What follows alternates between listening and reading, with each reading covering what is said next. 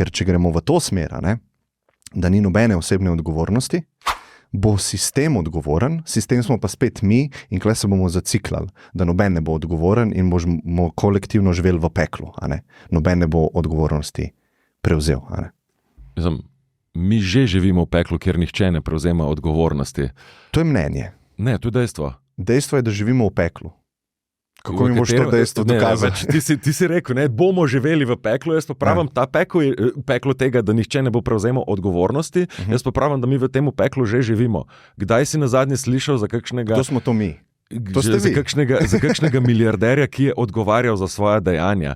Kdaj je bil kdo poklican na odgovornost zaradi tega, ker je uničil celotne države? Hell, mi imamo dokazane vojne kriminalce, ne samo korporativno pustošenje, ki se svobodno sprehajajo okrog po svetu. Glej zdaj Netanjahuja v Izraelu, če odmislim vse ostalo.